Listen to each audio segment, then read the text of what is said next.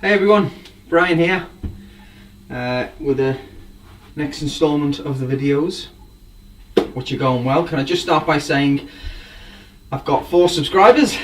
Woo! Wicked. So I'm totally amazed by that because I don't expect anyone really to watch at all. So I'm super pleased with that. Cheers Buck and Billy Ray for the shout out, which has undoubtedly made people come over and have a watch. And that's mega, you know, that's more than I could ever hope for. So if you have subscribed, thank you so much. I really appreciate it. It's brilliant.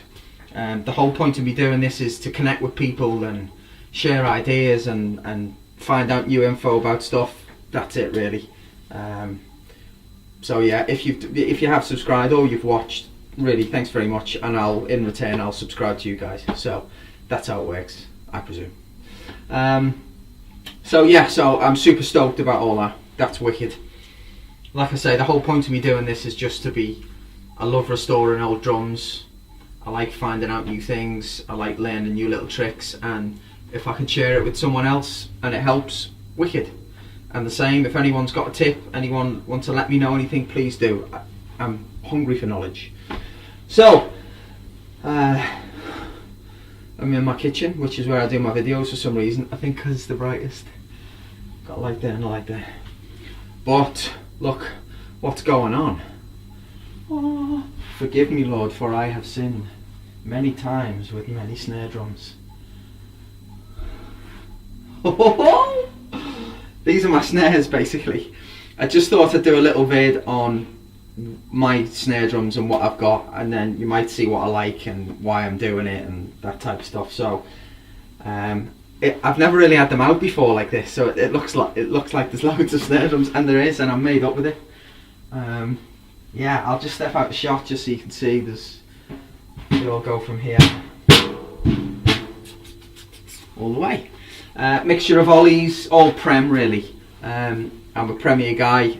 I love Premier, Olympic, Beverly. I do like Ludwig's, Slingerland, but mainly British vintage drums. They just sound better. For me, they're made better. Everything about them is just lovely. I love vintage drums, love them. So I just thought I'd give you a quick run through really on what I've got. Most of these I've found and done them up myself and taken care of them, and you know, brought them back to how they used to be. So yeah, so I'll just start as they go really, starting with this one, which is a 1959 Olympic, Blue Badge Olympic. There might be a few clanks and bangs because like that, okay, but this is a WMP, lovely white marine pearl Blue Badge Olympic. She's lovely. Tall boy hoops, original snare wires, original dampener. This one was my first real kind of vintage drum, if you will, and believe it or not, I bought this for £12. Incredible, eh? 12 quid, man. It was off a woman who found it in a garage. It was in a loft or something, and she just thought, oh, it's rubbish, and throwing it out. I asked her how much she wanted for it. She said, a tenner? I said, yeah, I'll give you a tenner. I'll give you a tenner all day. Wicked drum. It's got the original throw off. Again, it was in a bit of a sorry state. I've done a lot of work to it. You can still see there's a bit of pitting on the hoops, which you're gonna get. It's an old drum, you know.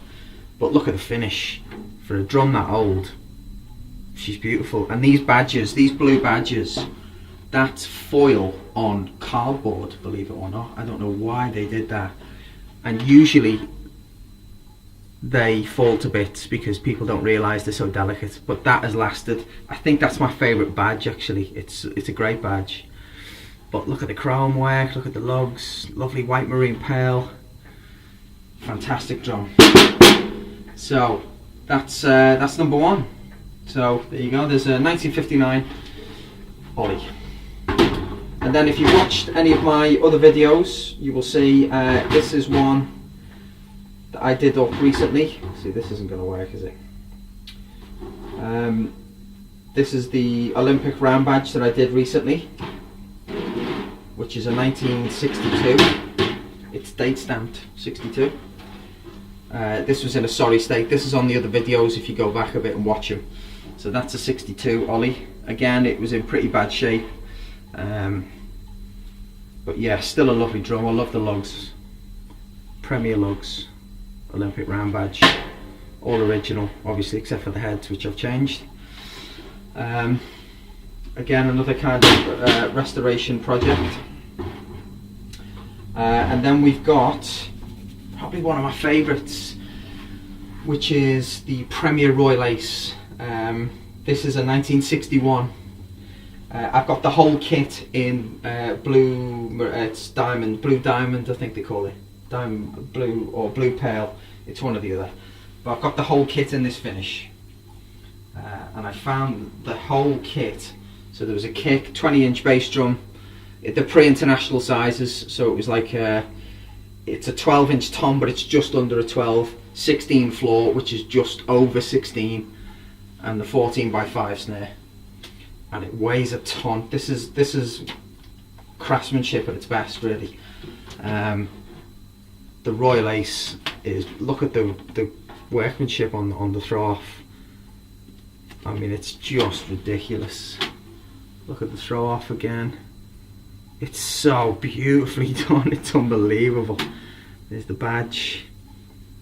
I've got the original double wires, the double snare wires, which you can't buy anymore, and usually when you find these drums they're smashed to bits, but they're completely intact. It's got the parallel snare action, as you can see inside. This is the original bottom head that came with it. But that's a beautiful snare drum, and it's so heavy because the chrome is beautiful on it. Again, just have a little close-up of that throw-off mechanism. It's ornamental. That is what I love about vintage drums. You just don't get that anymore. They don't make drums like that. You know, 50-year-old, 40-year-old chrome. Look at it, diamond plated. Oh, what a drum! She's a whopper. She is a whopper, that one. And then we've got a good old workhorse, which is a Premier 105. Nice drums. That's just a nice, it's a kind of early to mid 80s Prem Olympic throw off as they were. Nice steel shell. Nothing spectacular, but it's a great drum, you know, really well made. Again, beautiful condition of it is fantastic. Just lovely drums, you know.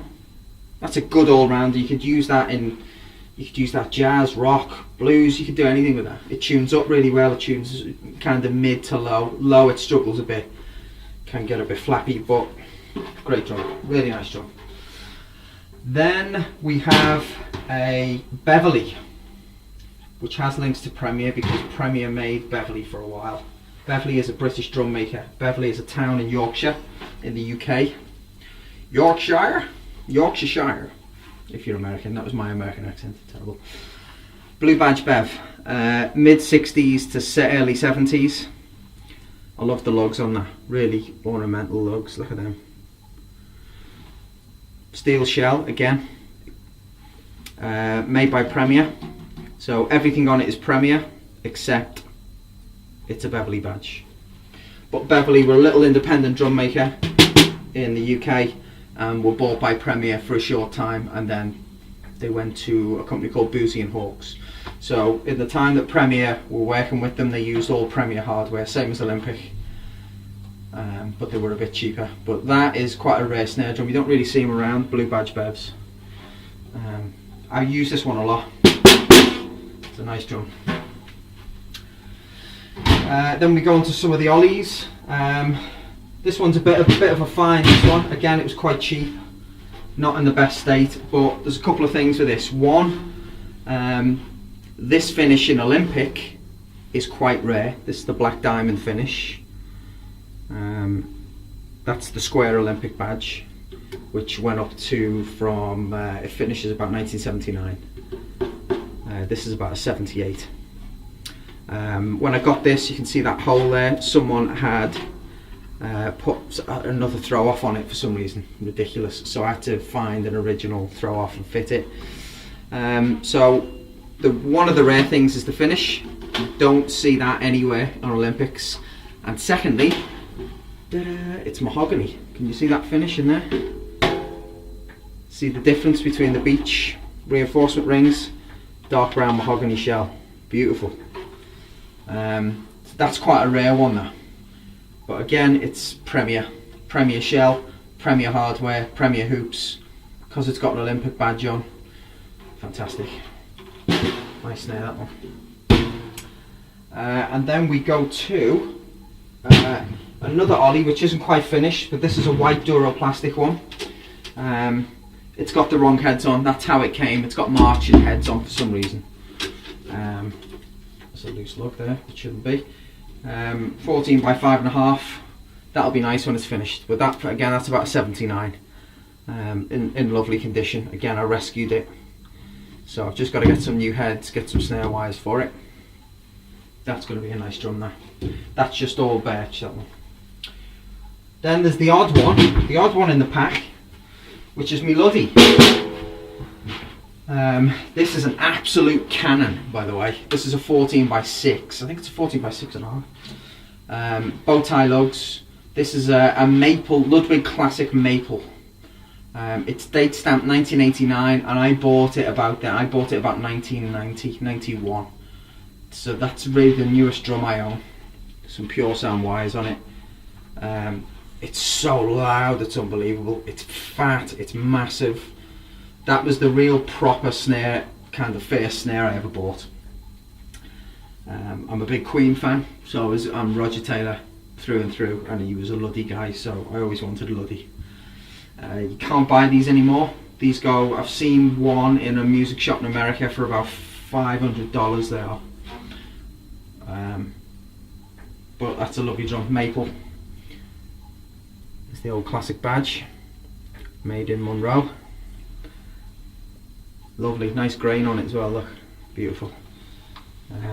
Yeah, Monroe, USA. That's loud, that is a loud drum. I love that drum actually. And then the final one is, is this video getting long? It might be, I apologise if it is, but I'm nearly done. Again, if you look back at, I think about 2 or 3 videos ago, I bought a marching drum, again, which I found in bits. And I've been doing that up and I've finished it. And here it is. This is a 14 by 12 Premier marching snare, and it sounds brilliant. I'm going to use it as a main snare drum. Again, it was filthy, it was wrecked, the chrome was in bits, and I've just brought it back to how it was. Love the throw off on it, look at that. Really nice throw off, really ornate. Lugs are beautiful.